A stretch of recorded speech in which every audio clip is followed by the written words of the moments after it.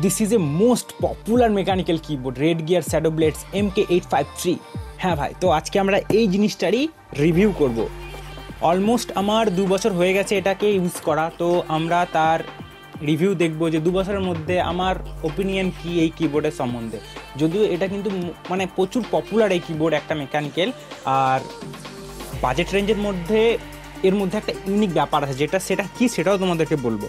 ঠিক আছে, তো চলো স্টার্ট করা যাক। তো সবার প্রথমে আমরা এটা ওপেন করে দেখবো যে ভিতরে কি আছে মাল মশলা। ঠিক আছে, তো এটা ওপেন করা যাক। এই যে এদিকে লক আছে,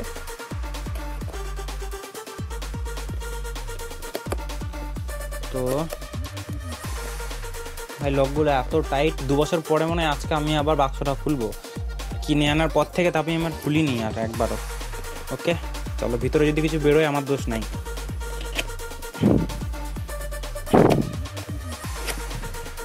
টান টান,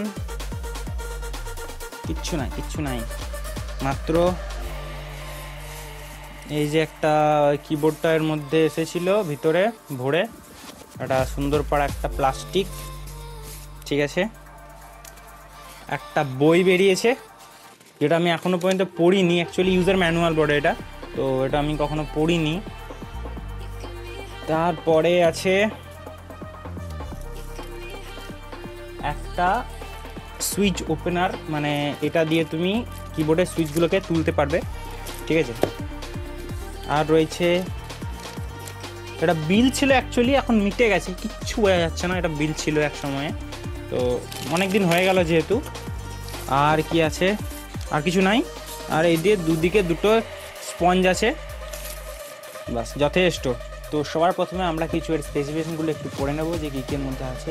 দেখো মেকানিক্যাল কিবোর্ড, ব্লু সুইচ দিয়ে আছে এখানে, আর এখানে আছে dual shot keycaps, metal body, spectrum modes, wrist pressed, তারপরে all keys, anti ghost, media keys, Windows lock, macro support. তো এতগুলো এখানে স্পেসিফিকেশন দেওয়া আছে এর মধ্যে, তো এগুলো আমি কিবোর্ডের মধ্যে দেখাবো কীভাবে কী কাজ করে। আর এটা হচ্ছে ব্যাক ভিউ, তো ব্যাকেও স্পেসিফিকেশনগুলো দেওয়া আছে, আর এইদিকে আরও কিছু টেকনিক্যাল স্পেসিফিকেশন লেখা আছে। ঠিক আছে, যেগুলো অত আর পড়বো না, আমি কিবোর্ডের দিকে এবার ডাইরেক্ট চলে যাব এবং তোমাদেরকে দেখাবো অ্যাকচুয়াল প্রোডাক্টটা কেমন হয়। তো এই হচ্ছে সেই অ্যাকচুয়াল কিবোর্ড। একটু তোমাদেরকে আওয়াজটা শোনায়, একটু শুনবে মন দিয়ে।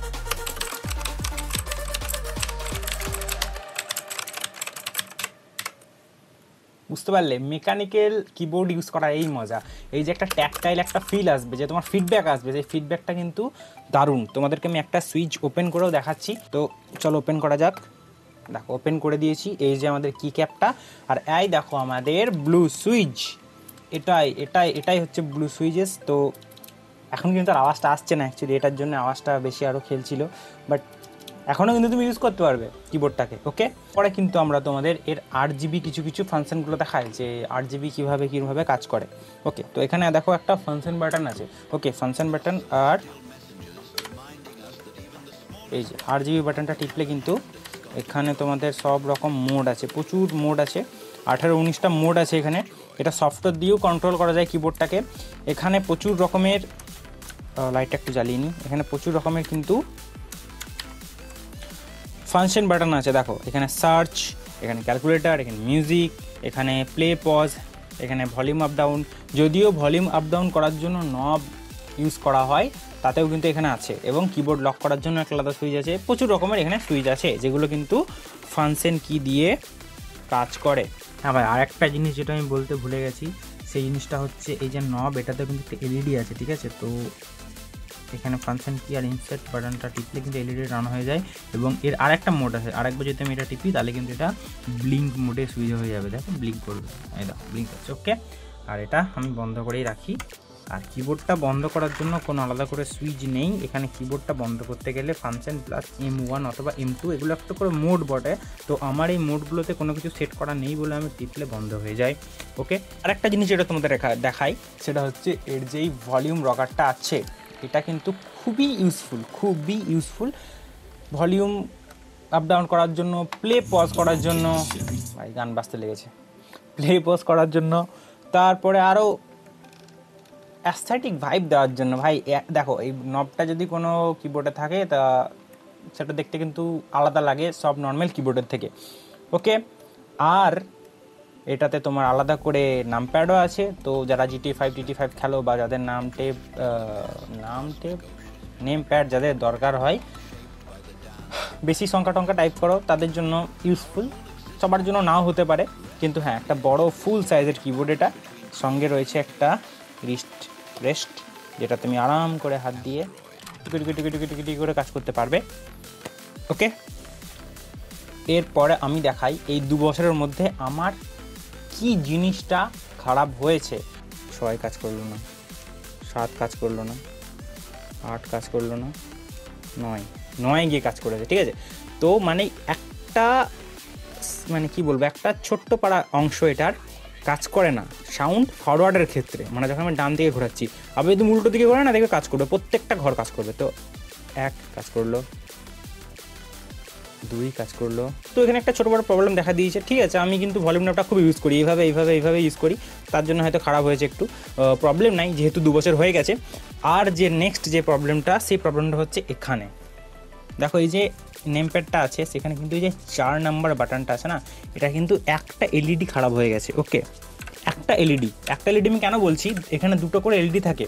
এখন কিন্তু যদি তুমি দেখো, মানে দেখতে পারবে যে এই লাইটটা জ্বলছেই না। ওকে, বাট আমি যখন এখানে মোডগুলোকে সুইচ করব, মোড সুইচ করছি, হ্যাঁ এই মোডটা আছে। এই মোডে কি হয়, আমি যেই বাটনটা টিপবো সেই বাটনটাই কিন্তু, সরি এটা নয়, এই মোডটাতে যে বাটনটা টিপবো শুধুমাত্র সেইটাই জ্বলবে। ওকে, দেখো এখানে আমি এখন 8টা টিপলাম, 8 জ্বললো, কিন্তু 4টা টিপবো দেখবে 4টা কিন্তু জ্বলবে। হ্যাঁ দেখো হালকা করে জ্বলছে। 5টা টিপেছি, 5টা ভালো জ্বলেছে, 4টা হালকা জ্বলছে। মানে কি বলো তো, এই যে এখানে 2টো করে এলইডি থাকে নিচে, সেই এলইডির মধ্যে আমার একটা এলইডি হয়ে গেছে খারাপ। তো দ্যাটস ওকে, ফাইন, কারণ 2 বছর হয়ে গেছে, তো এই ছোটোখাটো প্রবলেমগুলো আসতেই পারে। আর তাছাড়া পুরো কিবোর্ডে আর কোনো প্রবলেম নাই, জাস্ট ফাইন। ওফ, আর এই যে লুক, এই যে রেস্টটা দিয়ে, ঠিক আছে, যে লুকটা কিবোর্ডের আসে সেইটা ইনক্রেডিবল, মানে যা তাই দেখতে লাগে, মানে পুরো গেমিং সেট আপের ফিলিংসই চেঞ্জ করে দেয়। তো আমার পার্সোনালি এইরকম কিবোর্ডই বেশি ভালো লাগে, যেখানে একটা করে রেস্ট দেওয়া থাকে। এটা হচ্ছে রেড গিয়ারের সফটওয়্যার, তো আমি এটাকে অন করে নিচ্ছি। এই সফটওয়্যার দিয়েও কিন্তু এই কিবোর্ডের লাইটিং বা অন্যান্য সেটিং তুমি চেঞ্জ করতে পারবে। ওকে, দেখো এখানে লাইটিং আছে, আর উপরে এইদিকে লাইটিং মোডগুলো আছে, যেগুলো কিন্তু আমি এক এক করে সুইচ করে দেখবে, কিন্তু কিবোর্ডেও কিন্তু সুইচ হচ্ছে। দেখো এটা সুইচ করলাম, দেখো এখন একটা কিছু একটা মোডে সুইচ হয়েছে। নেক্সট